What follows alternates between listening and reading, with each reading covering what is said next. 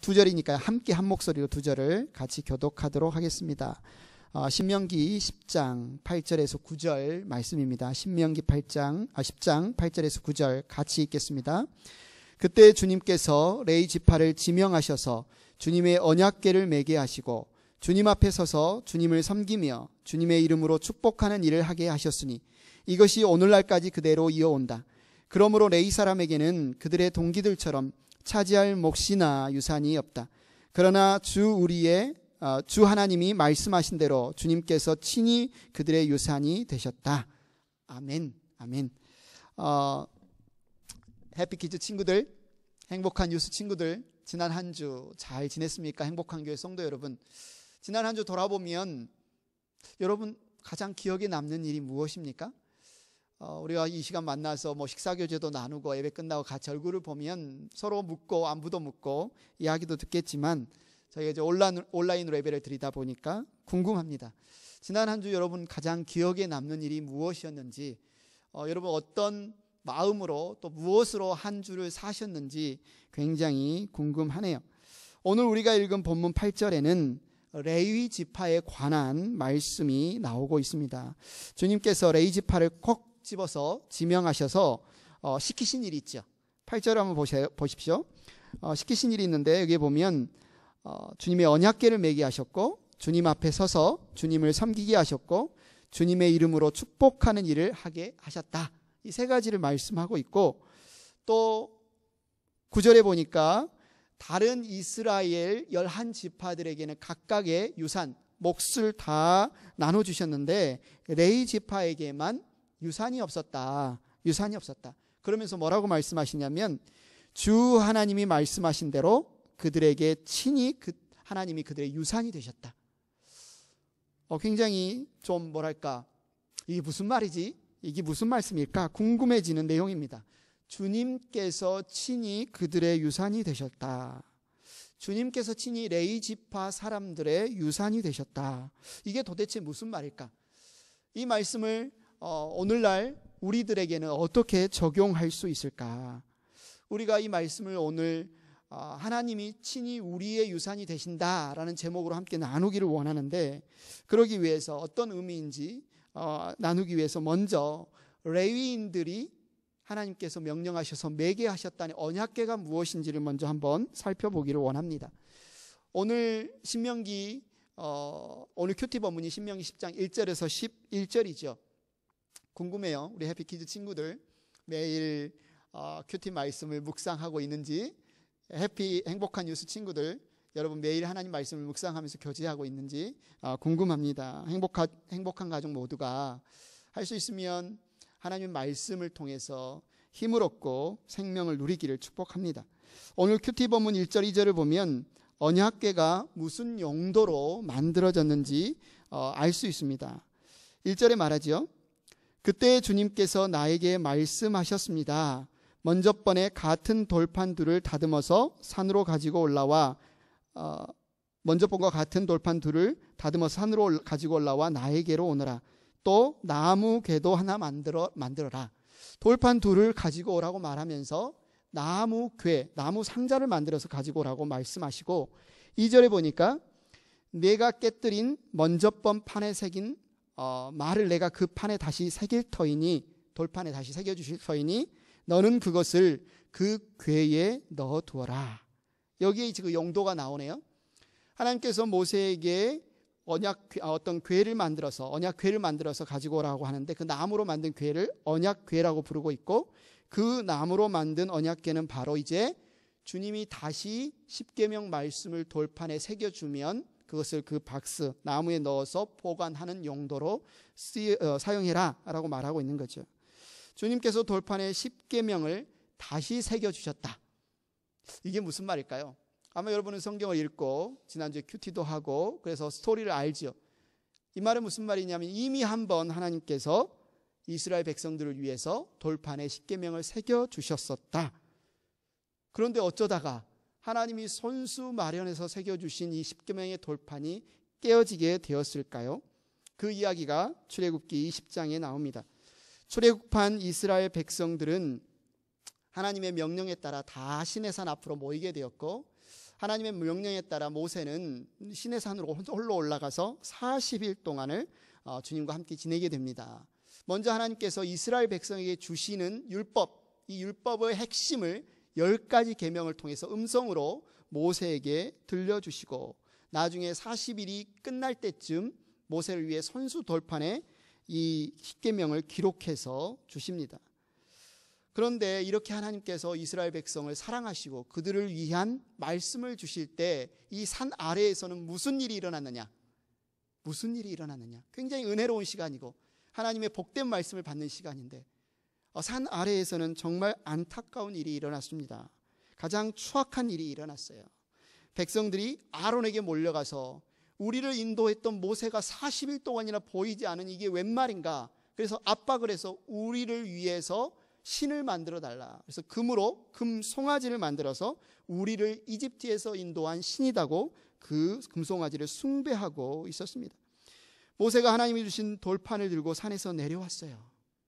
금송아지 앞에 엎드려서 절하며 섬기고 있는 이스라엘 백성을 보면서 하나님의 말씀, 하나님의 계명을 깨뜨린 이들 앞에 거룩한 분노로 이 돌판을 던집니다. 돌판이 깨뜨려져 버렸어요. 신명기 9장 16절 17절에 이렇게 말하고 있죠.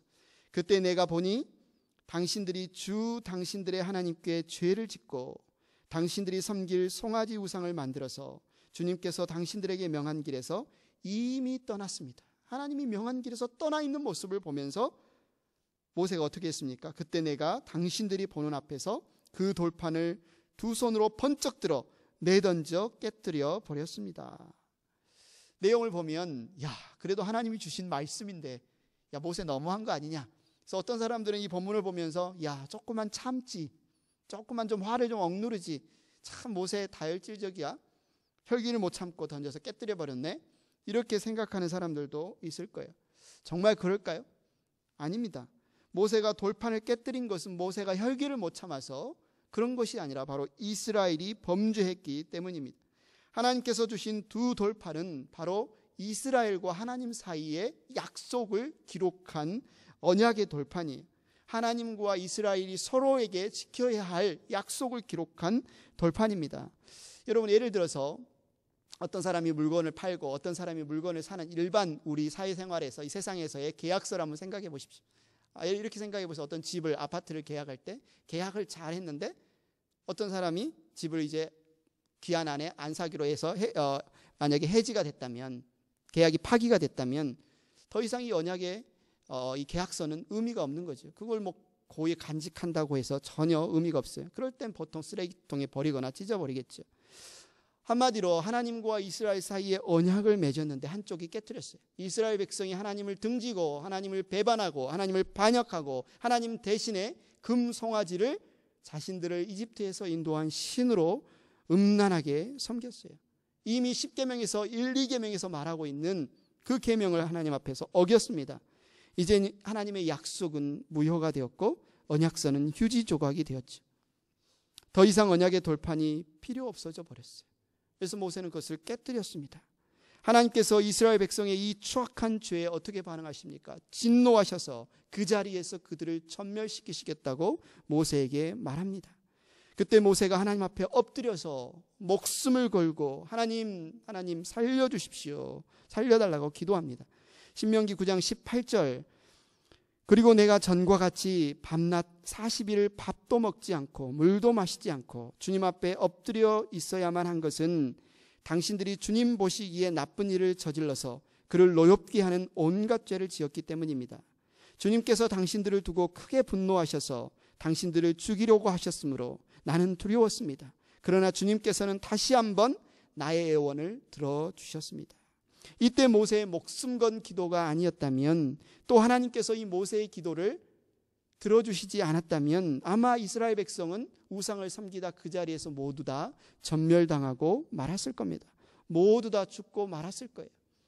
이 이스라엘의 모습에 대해서 모세는 신명기 9장 23절 24절에서 적나라하게 이렇게 말하고 있습니다.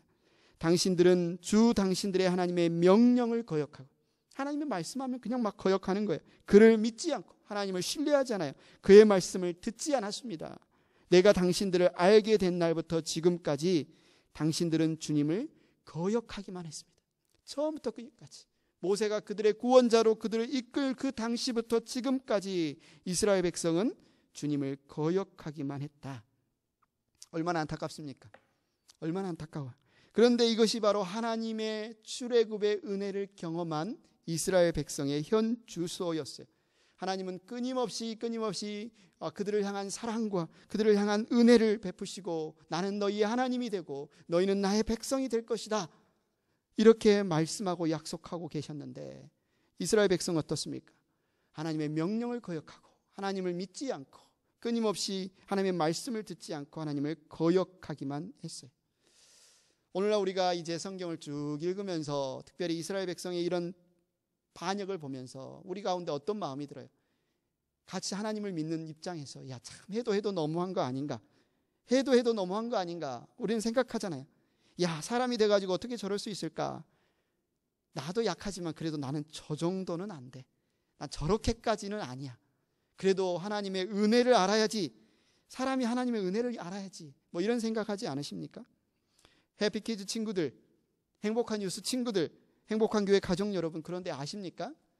실상을 보면, 사실을 보면 사실 우리의 모습도 이들과 별반 다를 것이 없다는 것을 멀리 볼 것도 없어요. 여러분, 지난 한 주 여러분 어떻게 지내셨냐고 제가 한번 여쭤봤지요. 지난 월요일부터 오늘까지 여러분 쭉 한번 여러분의 삶을 한번 되돌아보십시오. 여러분 매일 하나님의 말씀에 온전히 순종하셨나요? 여러분 매 순간에 하나님의 말씀을 신뢰하고 하나님을 신뢰했나요? 하나님의 말씀에 순종했나요? 아마 자신할 수 있는 분이 많지 않을 겁니다. 아마 없을 거예요. 당연하지 않나요? 저에게 묻는다면 목사님 어땠어요? 저도 당연하죠. 저도 하나님 말씀에 온전히 순종하지 못했습니다. 때때로 하나님을 불신했고요. 때때로 하나님의 말씀에 귀를 닫았고 저와 여러분이 다 이렇게 연약합니다. 우리가 다 이렇게 죄인입니다. 그러면 또 누군가는 말하죠. 맞아요. 우리가 죄인이지요. 우리가 다 죄인이에요. 저도 죄인이에요. 라고 말하면서 속마음으로 이 말을 보탭니다. 내가 죄인인 것은 맞지만 그래도 둘러보니까 저 사람보다는 내가 조금 더 낫네요. 우리가 다 죄인인 건 맞지만 그래도 내가 저 사람보다는 나은 죄인이네요. 저 사람은 나보다 더 심한 죄인이네요. 이렇게 여러분 생각하지 않나요? 겉으로 이렇게 대놓고 말하지는 않는다 할지라도 어떤 문제가 있을 때, 갈등이 있을 때 대부분 이 모든 문제는 다 내 탓이요 라고 말하기보다는 나는 나름대로 최선을 다했는데 나에게도 잘못은 있기는 하지만 그래도 저 사람이 좀 더 잘못했어요. 저 사람 책임이 좀 더 큽니다 라고 말하고 있지는 않나요? 왜 그렇습니까? 왜 그렇게 말하고 있을까요? 우리가 우리의 삶에 이런 마음의 배후를 살펴보면 이런 마음이 있는 것 같아요. 우리가 하나님의 은혜를 받고 사는 것은 맞아요. 하나님의 은혜를 받고 살아요. 그런데 내가 보니까 나의 삶을 보니까 나는 그래도 조금 다른 사람들과는 다르게 하나님의 은혜에 합당하게 산 것 같아요. 그래도 나는 좀 하나님의 은혜를 조금은 갚으면서 살았던 것 같아요. 내가 보기에 저 사람은 하나님 믿는다고 하면서도 전혀 하나님의 은혜를 모르는 것처럼 사는데 그래도 저는 조금은 하나님 은혜에 합당하게 살았어요. 하나님 은혜 갚으면서 살았어요. 이런 마음이 한 구석에 있는 것을 볼 수 있어요.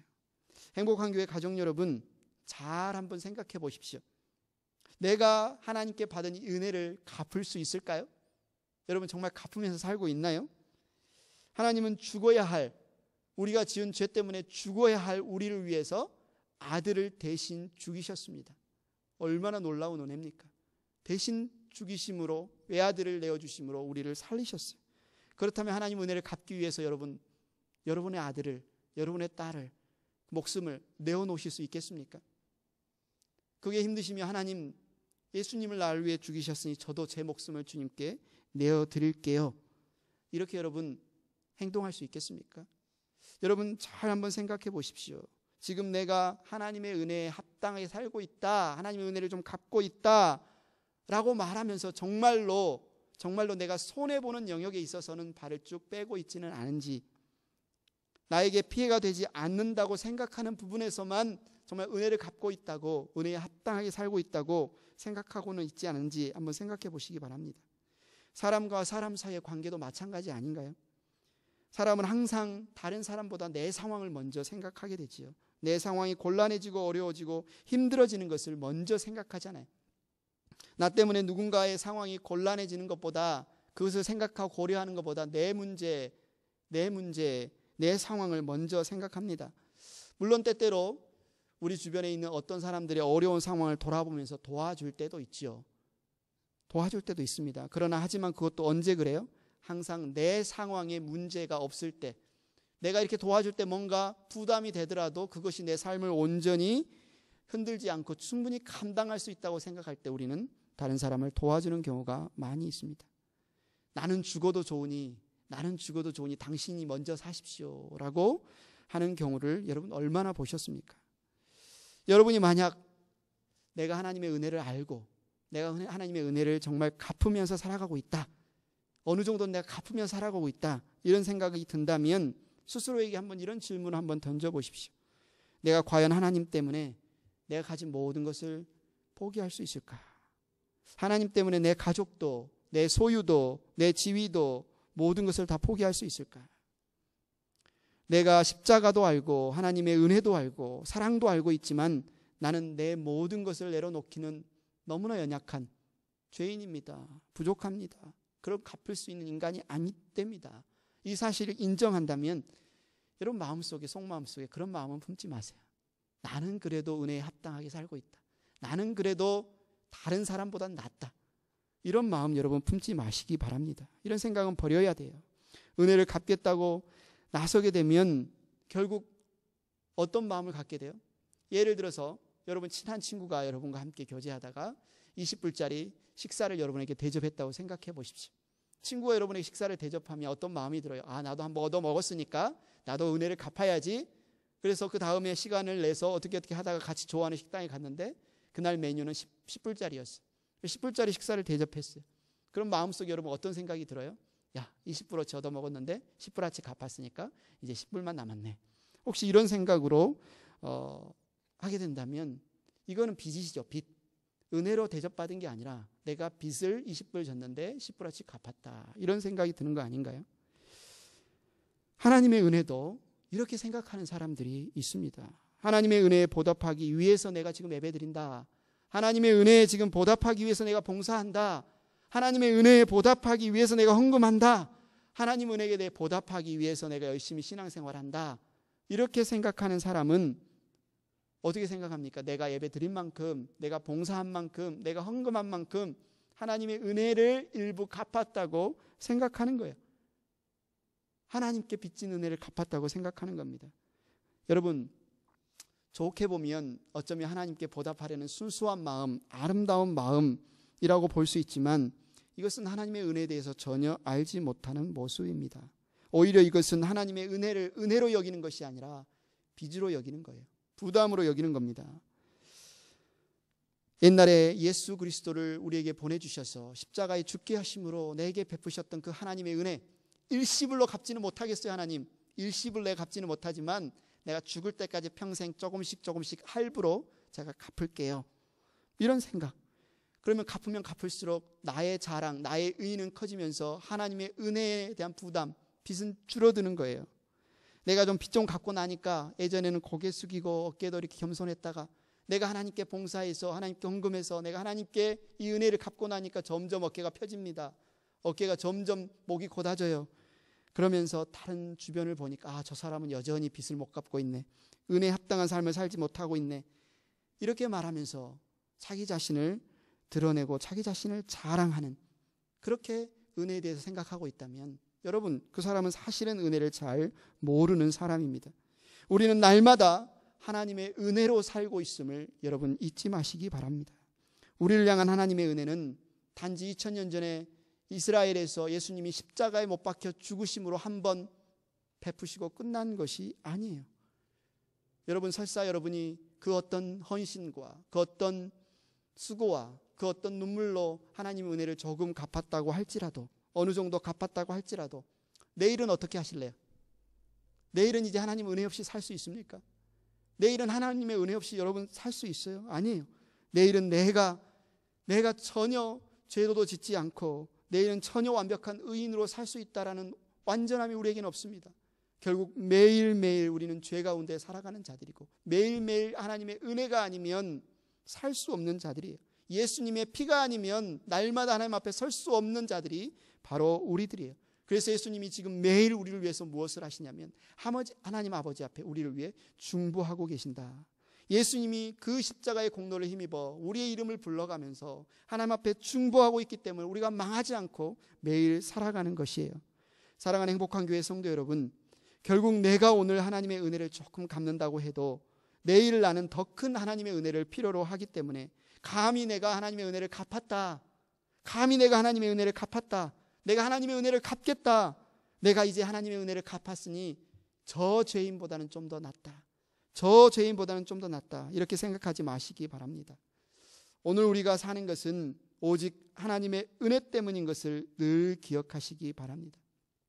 6월절 어린 양의 피로 모든 장자들의 목숨을 건진 그 은혜, 비참한 노예 생활에서 자유케 하신 출애굽의 그 은혜, 뒤쫓아오는 이집트 군대에 딱 죽게 되었을 때 홍해를 가르고 그들을 구원하신 그 은혜, 광야에서 물을 주어 마시게 하신 그 은혜, 광야에서 만나를 주어 마시게 하신 그 하나님의 은혜, 이 은혜를 이스라엘 백성이 잊어버렸을 때 어떤 일이 일어났습니까? 그들은 하나님께 등을 돌리고 금송아지를 우상으로 만들어서 그것이 자기들을 인도했다고, 구원했다고 우상을 섬기는 그런 일들이 일어났어요.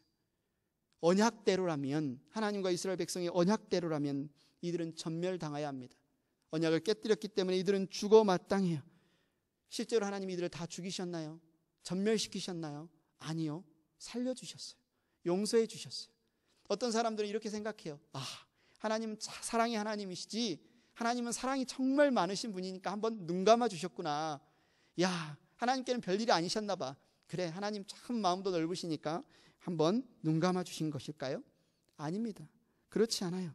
이스라엘 백성의 그 죄, 하나님을 반역하고 거역하고 죽어 마땅한 그 죄를 짊어지고 목숨을 걸고 밥도 먹지 않고 물도 마시지 않고 40일을 주님 앞에 엎드려 기도한 중보자가 있었어요. 누굽니까? 모세였어요. 이런 모세의 기도 하나님 살려주세요.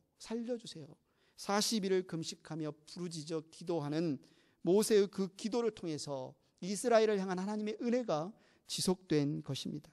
이 목숨을 건 모세의 40일 기도에 대한 응답으로 하나님이 주신 말씀이 바로 신명기 10장 1절 말씀이에요.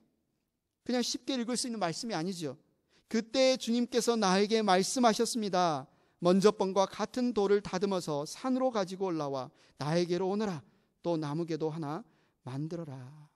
하나님이 똑같은 십계명 말씀, 언약을 다시 주시겠다고 한 이 일이 어떻게 일어났느냐? 바로 목숨을 건 기도와 하나님의 응답으로 일어난 두 번째 기회예요. 죽어 마땅한 자들이 살게 된 기회입니다. 그런데 처음 돌판과 두 번째 돌판에는 다른 점이 있는데, 처음 돌판은 하나님이 손수 마련해서 율법, 십계명을 새겨주셨다면 이제 두 번째 돌판은 모세가 직접 준비해 가야 했어요. 왜 그랬을까요? 왜 모세로 손수 그 돌판을 준비해서 가지고 오라고 하셨을까요? 처음 그 돌판이 깨어진 이유가 무엇이었습니까?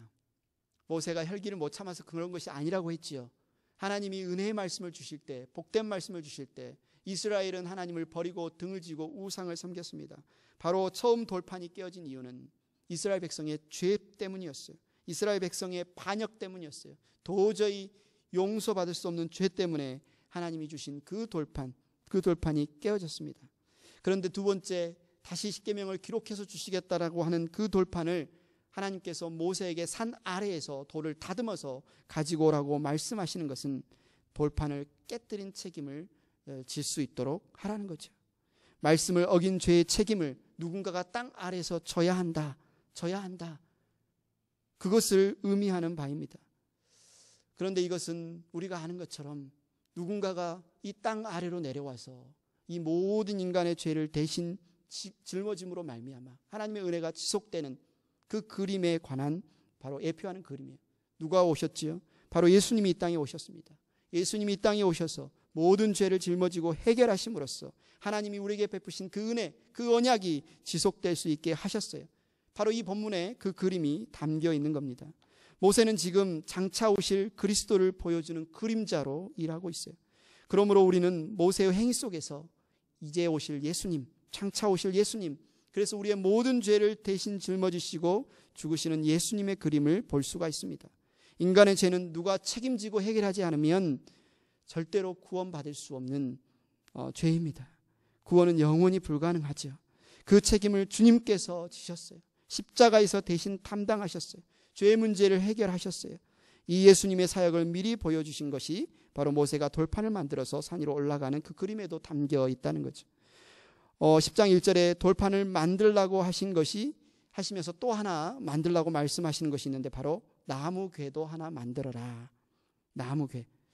돌판만 만드는 것이 아니라 왜 나무궤도 만들라고 하셨을까? 그 이유에 대해서 2절에 보니까 돌판을 그 나무궤 안에 넣어서 보관하라고 말하고 있습니다. 이스라엘 백성을 향한 하나님의 이 십계명의 말씀을 처음 받아서 내려왔을 때 결국 어떻게 됐습니까? 첫 번째 돌판이 깨트려졌습니다. 그 이유는 바로 이스라엘 백성의 죄 때문이었어요. 이스라엘 백성의 죄 때문에 그 돌판은 깨어질 수밖에 없었는데, 그러나 이제 두 번째 돌판을 받아서 십계명을 받아서 내려온다면 이 돌판은 안전할 수 있을까요? 이스라엘 백성이 이제 완전히 180도 달라져서 죄인이었던 자들이 이제 의인으로 바뀌었을까요? 아닙니다. 똑같습니다. 똑같아요. 만약 돌판을 그대로 가지고 온다면 이 돌판 또한 이스라엘 백성의 죄 때문에 깨어질 수밖에 없어요. 여전히 이스라엘 백성은 죄인이었고 여전히 하나님의 은혜가 없이는 살 수 없는 더러운 인간들이었어요. 그래서 하나님께서 주신 방편이 뭡니까? 돌판을 나무궤 안에, 우리가 이 나무궤의 이름을 언약궤라는 사실을 나중에 알고 있죠. 8절에 나오죠. 언약궤 안에 넣어라. 여기에는 무슨 의미가 담겨 있습니까? 하나님의 말씀을 주시만, 언약을 주시지만, 계명을 주시지만 그것은 인간의 힘으로 도저히 해결할 수 없기 때문에, 인간의 힘으로 도저히 그것을 감당할 수 없기 때문에 이 궤 안에 넣으라고 말하고 있습니다.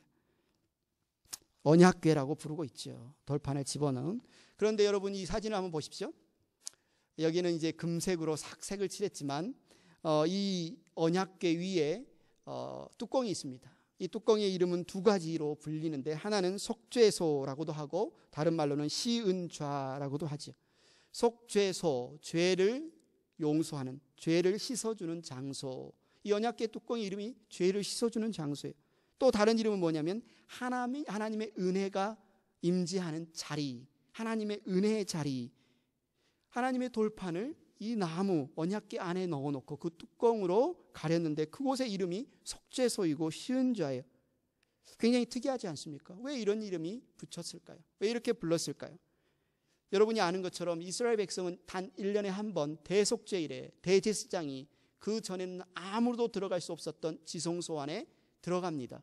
그래서 하는 일이 뭐냐면 이 언약궤 위에 뚜껑인 속죄소 시은좌에 짐승의 피를 뿌리게 되면, 흘린 피를 뿌리게 되면 이 피값으로 이스라엘 백성의 모든 죄가 용서받는 것이에요. 이스라엘 백성이 어떻게 죄에서 용서받았다고요? 바로 피값으로. 이것을 완성하신 분이 바로 예수 그리스도이십니다. 히브리서 10장 10절에 보면 이 부분에 대해서 이렇게 말하죠. 이 뜻을 따라 예수 그리스도께서 자기 몸을 단번에 들이심으로 우리는 거룩하게 되었습니다. 그래서 하나님께서 두 번째 돌판을 언약궤에 지금 넣어라라고 하시는 것은 무슨 뜻이에요? 너희는 율법을 지킴으로 구원받는 것이 아니다. 내가 다시 약속을 주지만 너희가 이 약속을 지킬 수 없는 것을 한다. 그래서 대신 피 흘리는 그 핏값으로, 그 핏값을 믿음으로 너희가 구원받을 수 있음을 알아라. 이것을 보여주는 그림이에요. 야고보서 2장 10절에도 말합니다. 누구든지 율법 전체를 지키다가도 한 조항에서, 한 조목에서 실수하면 전체를 범한 셈이 된다. 99가지를 지켜도 단 한 가지를 어기면 전체를 어기는 거예요. 999가지를 지켜도 단 한 가지를 어기면 율법 전체를 어기는 겁니다. 무슨 말인가요? 우리가 우리의 힘으로 율법을 지킴으로 의로워질 수 없다는 말이에요. 의인이냐 죄인이냐, 이것은 얼마나 율법을 잘 지키느냐 지키지 못하느냐, 이것을 통해서 정해지는 것이 아니라 피를 통한 그 은혜를 믿느냐, 피를 통한 그 속죄를 믿느냐, 피를 통하여서 내가 나의 죄가 씻김 받고 의롭다고 여김 받는 것을 믿느냐, 이거에 의해서 결정된다는 거죠. 누가 피를 의지할까요? 누가 자기의 행위가 아니라, 자기의 공로가 아니라 내가 은혜에 합당하게 살았다, 내가 은혜에 갚았다, 그렇게 말하는 것이 아니라 주님의 피가 아니면, 피 흘림이 아니면 저는 도저히 하나님 앞에 설 수 없다라고 누가 말할까요? 자기의 연약함을, 자기의 부족함을, 자기의 악함을 알고 인정하는 자들이 그렇게 할 수 있습니다. 그런 사람들은 절대로 감히 나의 의로움으로 하나님의 은혜에 합당하게 살았다고 말할 수 없어요. 감히 나의 의로움으로 하나님의 은혜를 조금이라도 갚았다고 말할 수 없습니다. 나는 늘 죄인이라고 가슴을 치며 애통하며, 다만 예수님의 피 흘리심이, 하나님의 은혜로 내가 오늘도 생명을 유지하고 하나님의 은혜로 내가 오늘도 살고 있음을 감사하고 기뻐한다고 고백할 뿐입니다.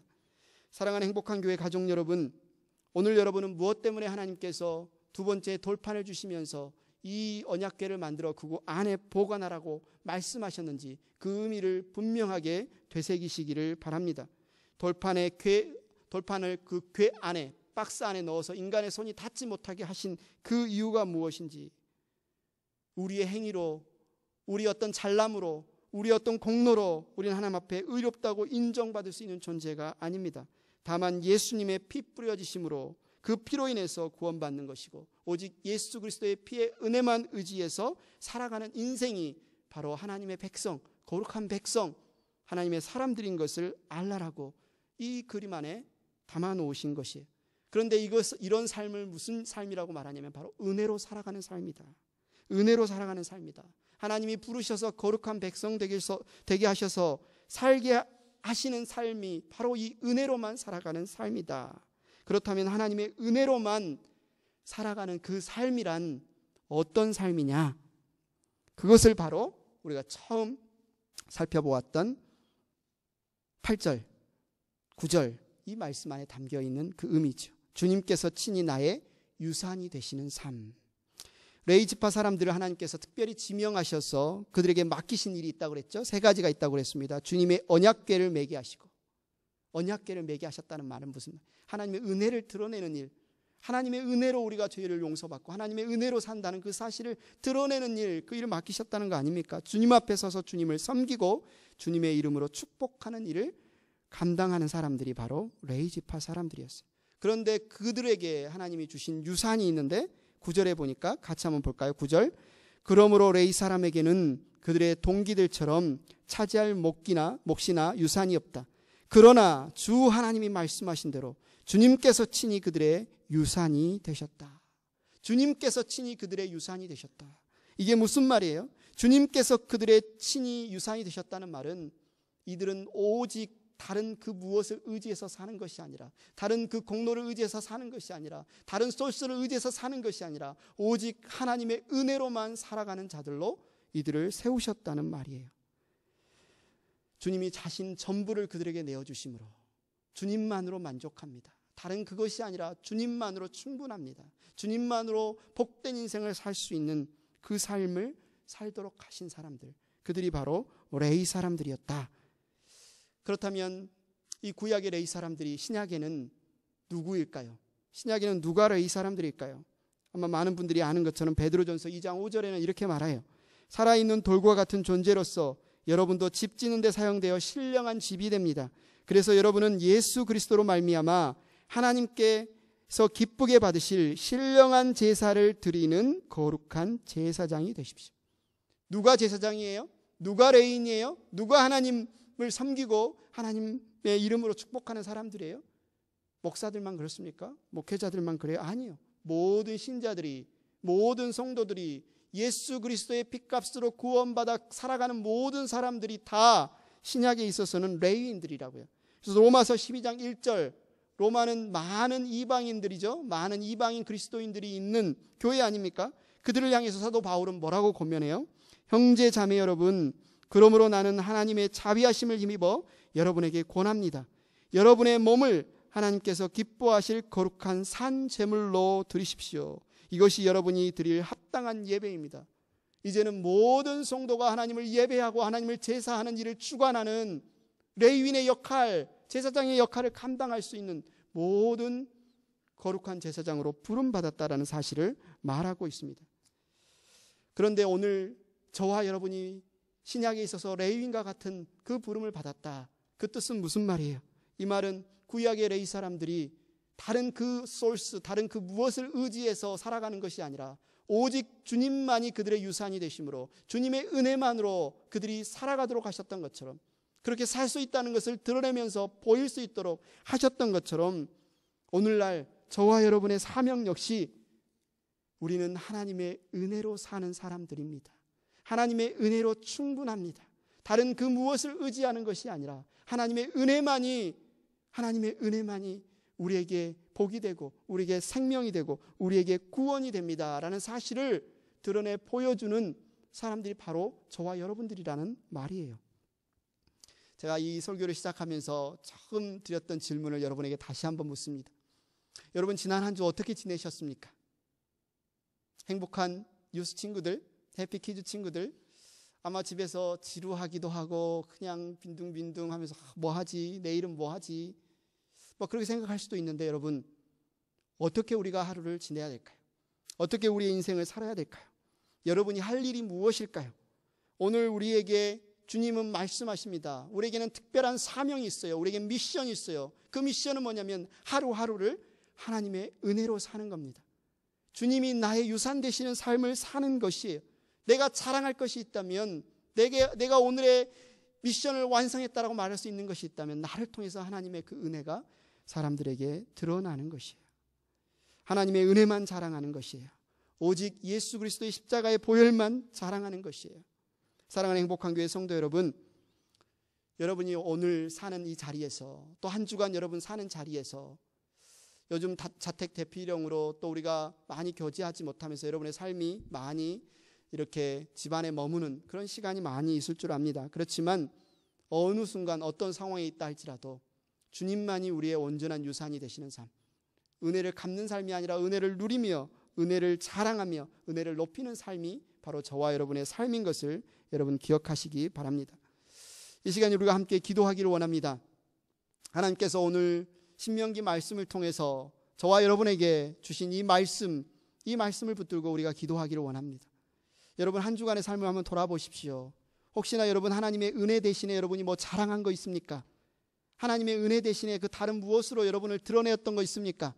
하나님의 은혜 대신에 여러분의 공로와 여러분의 잘남과 여러분의 어떤 행위를 통해서 다른 누군가를 정죄하거나 멸시하거나 판단하거나 그렇게 생각했다면 오늘 여러분 회개하십시오. 그 누구도 그 어떤 성도도 그 어떤 하나님의 백성도 하나님의 은혜 외에 드러낼 것은 없습니다. 자랑할 것은 없습니다. 특별히 신약시대를 살아가는 저와 여러분 안에는 우리의 사명은 오직 하나님의 은혜로만 살아가는 것이고 하나님의 은혜만을 자랑하는 것입니다. 만약 여러분 한 주간의 삶 동안 하나님의 은혜가 아닌 다른 그 무엇을 의지했다면, 다른 그 무엇을 자랑했다면, 혹여나 여러분 자신을 또한 자랑했다면 회개하시고 이 시간 기도하십시오. 하나님 감사합니다. 예수 그리스도의 핏값으로 나를 왕같은 제사장으로 거룩한 백성으로 주님이 나의 친히 소유가 되어주시는 하나님의 은혜만으로 충분한 삶으로 나를 불러주시니 감사합니다. 요즘 많은 사람들이 괴로워하고 있고 힘들어하고 있고 두려워하고 있는 이때 나를 통해서 하나님의 그 은혜가 드러나기를 원합니다. 나를 통해서 하나님의 그 생명과 하나님의 능력이 우리의 가정 가운데, 우리의 일터 가운데, 우리의 이웃 가운데, 이 사회 가운데, 이 나라 가운데 드러날 수 있도록 하나님의 은혜를 자랑할 수 있도록 하나님 나를 사용하여 주시옵소서. 주님의 은혜를 깊이 묵상하고 주님의 은혜를 깊이 자랑하고 증거할 수 있게 해주십시오. 이렇게 함께 합심해서 기도하겠습니다. 사랑이 많으신 하나님 아버지 감사합니다. 하나님 그렇습니다. 회개합니다. 하나님의 은혜만으로 내가 시작되었고 하나님의 은혜만으로 내가 생존하고 하나님의 은혜만으로 내가 기뻐하고 하나님의 은혜만으로 내가 자랑할 수 있고 하나님의 은혜만으로 하나님의 주신 가족과 이웃과 형제와 사람들과 함께 살아갈 수 있음에도 불구하고 어느 순간 하나님의 은혜 대신에 나의 공로와 하나님 나의 행동과 나의 잘남을 자랑하고 있었네요. 하나님의 은혜를 의지하기보다는 이 세상의 물질과 이 세상의 능력과 이 세상의 방법들을 의지하고 있었네요. 하나님 이 시간 회개합니다. 하나님의 은혜가 아니면 내가 살 수 없는 존재임을 다시 한번 고백합니다. 하나님의 은혜가 오늘 이 자리에 나를 여기까지 인도해 주셨음을 믿습니다. 하나님의 은혜를 자랑하기를 원하고 하나님께서 이 땅을 살아가게 하시는 날 동안 나에게 맡기신 그 사명을 다할 때까지, 그래서 하나님이 기쁘시게 주님의 품으로 나를 부르실 그때까지 하나님, 내가 은혜로만 살아가기를 원합니다. 내가 은혜로만 자랑하기를 원합니다. 내가 은혜로만 하나님 선포하기를 원합니다. 한 주간 은혜로 살지 못하였던 모든 관계, 모든 일들을 회개하고 하나님이 주시는 이 새날, 새 한 주간 동안 하나님 모든 관계 앞에서, 모든 교제 앞에서, 모든 삶 앞에서 하나님의 은혜로 살아갈 수 있기를 사모하고 결단하고 하나님 앞에 고백합니다. 하나님 은혜 더하여 주시옵소서. 우리 주 예수 그리스도의 능력이, 우리 하나님의 성령의 역사가 우리 가운데 충만하게 하여 주시옵소서. 예수님의 이름으로 기도드렸습니다. 아멘.